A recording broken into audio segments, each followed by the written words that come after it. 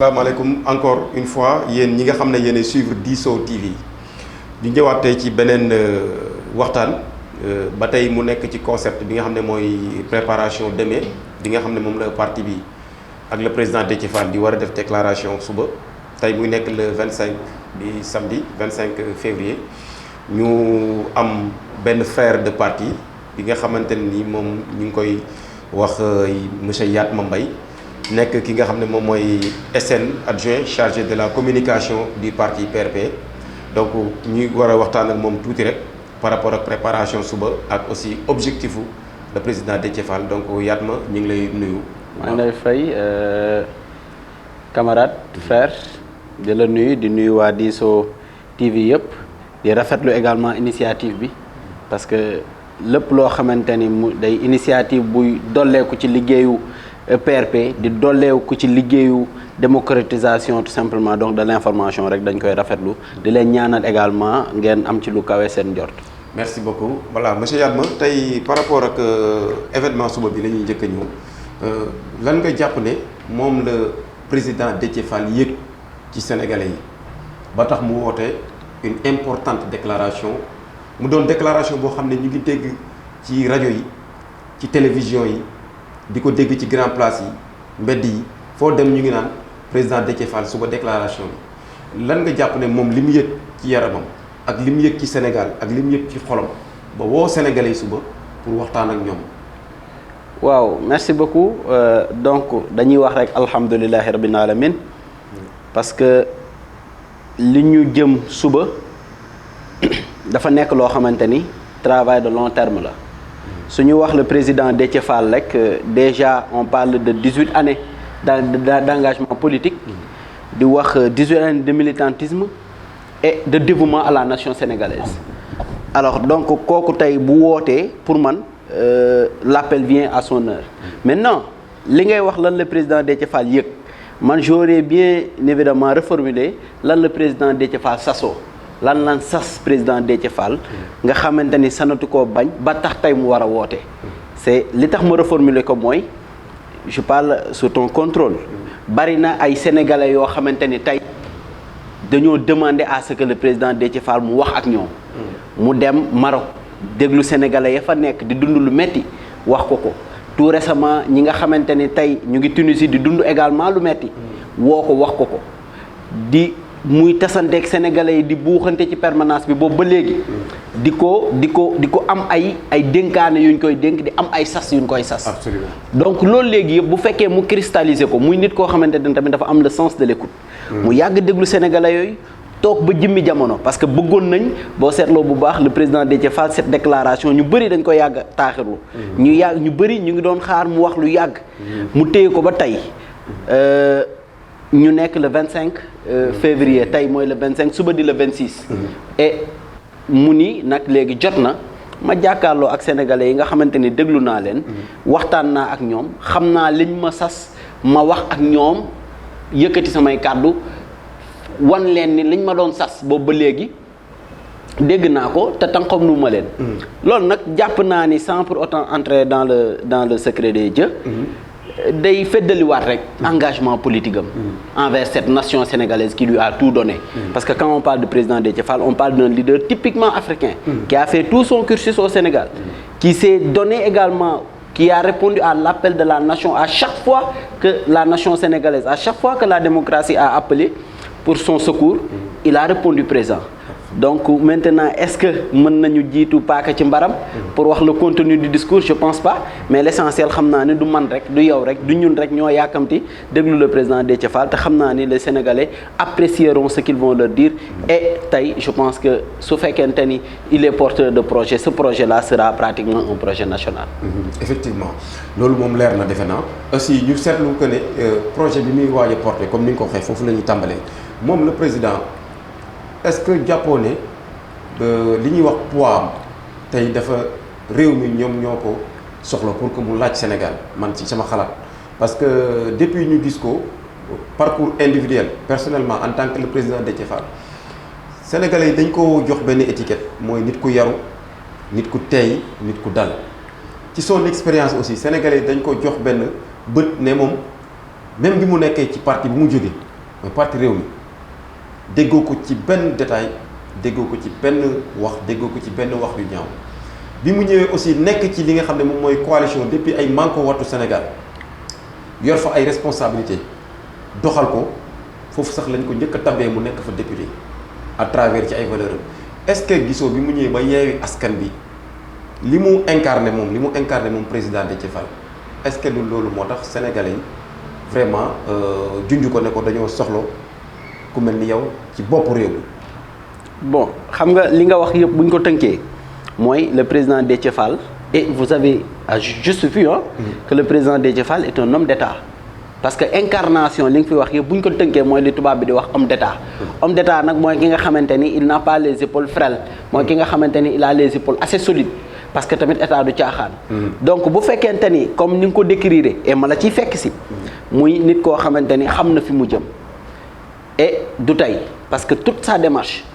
comme li nga wax musul nekk ci lu xeebu musu ko def. et il a également donc parfois sax les Sénégalais dañuy jël la personne. c'est-à-dire la personne cette politesse cette courtoisie di ko mettre sax parfois en avant par rapport à son expérience politique par rapport même à son vécu politique parce qu'on parle de 18 années d'engagement politique donc par rapport même à son background bi nga xamante ni tey ñëpp xam nañ ni le président Déthié Fall c'est l'incarnation parfaite de cet homme-là dont Barack Obama parlait quand il disait que l'Afrique n'a pas besoin d'hommes forts, il a besoin d'institutions fortes. Sauf que ce qu'il a oublié de signaler, il faut également un homme fort, assez fort, pas fort dans les muscles, mais un homme fort qui est capable quand même de soutenir ce fondement d'institutions fortes. Donc il est là comme li nga wax sénégalais nag sas nañ ko dégg na li xam nga da ngay toll foo xamante ni moomatoo sa bopp sañatoo bañ li nga xamante ni moom la askan wi di sas parce que askan wi yaakaar rek lañ am ci yow yaakaar googu nag je pense que président Déthié Fall comme ni ma ko yàgg di waxee est-ce que sañ na koo tas déedéet donc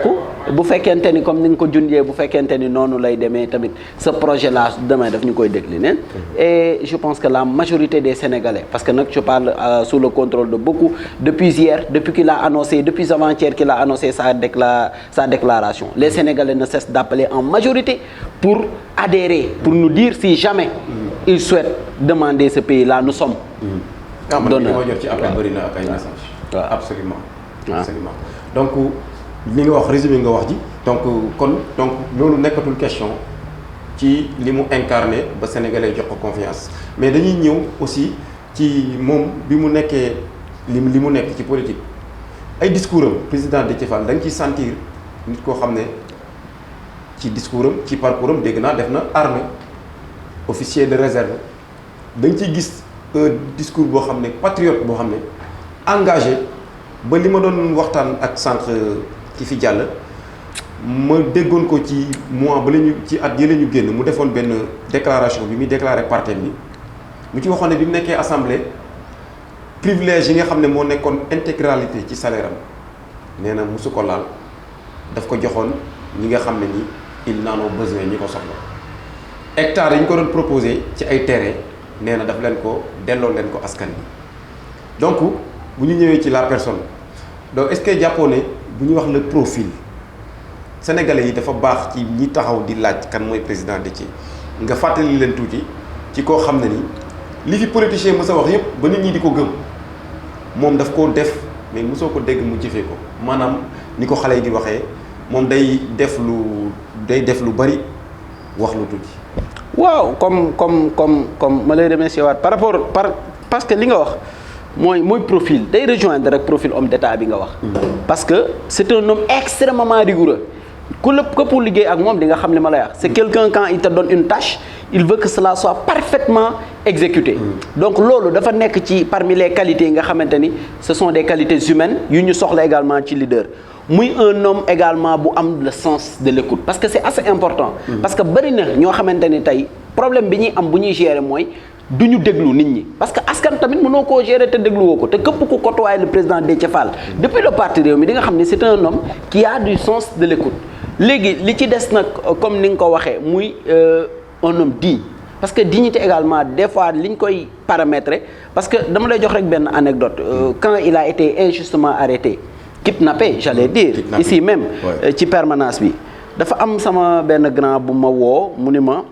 boobu bi may vacances bi may nekk tout tànk di vacances yi Parcelles mu wér ma ci Facebook gis ma envoyé ma message bon il est dans l'administration pénitentiaire mu ni ma dama la gis ngay affiché wu ak président Déthié Fall dinaa la wax ni loo ci jàppoon gën a la jàpp mu ni ma xam nga la moo tax je suis à ma 17e année dans l'administration pénitentiaire homme politique bu nekk jaar na fi ñu jàpp ko mu feebar lu tëdd ñu yóbbu ko urgence et cetera mais vous avez un homme extrêmement digne c'est-à-dire quelqu'un qui est préparé comme ni mu koy wax il a fait l'armée c'est quelqu'un qui est extrêmement préparé quelqu'un qui a le destin présidentiel c'est-à-dire que koo xamante ni xoq tiital yóbbu ko xoqatal yóbbu ko et cetera donc c'est juste une façon de dire que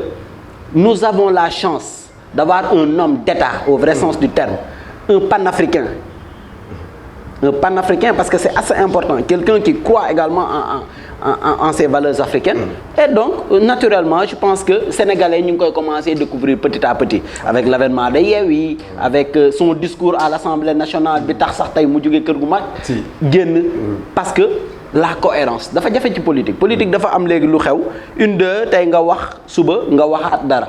te dañuy wax mag bu baaxu sëñ Abdou Lahad yaakaar naa moo ko doon wax dafa doon wax nañu moytu koo xamante ni buñ dëppalee ay waxu renam ak ay waxu daawam mu waroo te le président franchement parlant depuis qu'il est dans l'arène politique man boog je n'ai jamais entendu ne serait-ce qu'une seule fois mu wax dara nga ni il avait dit autre chose l'année passée donc ça c'est important politique également donc wan nañu ni politique mën nañ ko def ak valeur politique mën na ànd ak éthique politique mën na ànd ak principe te premier principe politique mooy nga wax loo xamante ni moom nga gëm parce que foofu laay tëjee y a Démosthène qui disait que y a rien de plus criminel pour un orateur que de parler contre ses propres sentiments c'est-à-dire nit li ngay wax dafa war a fekk d'abord buñ ko xoolee ba ci biir mu nekk yow li nga doon et c'est ce que j'ai vu en l'homme ba tax tey ñun ñëpp on cesse nos activités il fait nuit on est là on joue l'organisation on est en train de jouer tout ne serait-ce que te loolu nekkut sa personne seulement c'est le Sénégal en fait lañ gis parce que yéene nañ Sénégal tey mu am président boo xamante ni ce sera à l'ombre du président Déthié Fall. Très bien wax ji am na solo vraiment donc xanaa rek lu ñuy def mooy pour gagner du temps ñu bàyyi la aussi Yatma nga tàggatoo ba pare aussi boo ñu mënee tamit. Comme ni nga ko waxee rek le président Déthié en résumé tu as résumé tout mais en résumé demain nga defal ñu appel par rapport ak la jeunesse ñu préparé wu ñi mënul ñëw ñu déglu ko ñi mën a ñëw nañu ñëw déglu le président donc nga tëjaale ci une minute. fa laay tëjee je lance un appel solennel surtout à la jeunesse sénégalaise parce que xam nga dañu nekk ci période boo xamante ni quand je vois l'engouement de cette jeunesse là ñu nekk des gens yi nga xamante ne tey. ne ay xale lañ mais ils sont intéressés par ce qui se fait par la gestion du pays donc de leur dire que ni nañ sant yàlla nous avons la chance d'avoir le président Déthié Fall donc demain il va faire face à la presse nationale et internationale il va leur parler mais nañ ko déglu te ñun ñëw massivement ceux qui peuvent venir parce que il y a également l'accueil pour ça ceux qui peuvent venir il y aura des écrans partout autour tout simplement donc de la permanence pour que les gens qui viendront surtout les premiers te nañ teel a ñëw aussi parce que li ma gis comme li waa ji doon wax naan li ma gis muy raam mais li ma gis également muy direeku fii suba ku fi 13h fekkul boo deful nank doo yegsi donc maa ngi leen di remercier waat encore une fois waa Diso di la remercier di wax ñëpp suba inshallah on se donne rendez-vous à partir de 15h. jërë ngeen jëf merci beaucoup Yatma merci beaucoup kon ba beneen numéro inshallah ci plateau spécial bi jërë ngeen jëf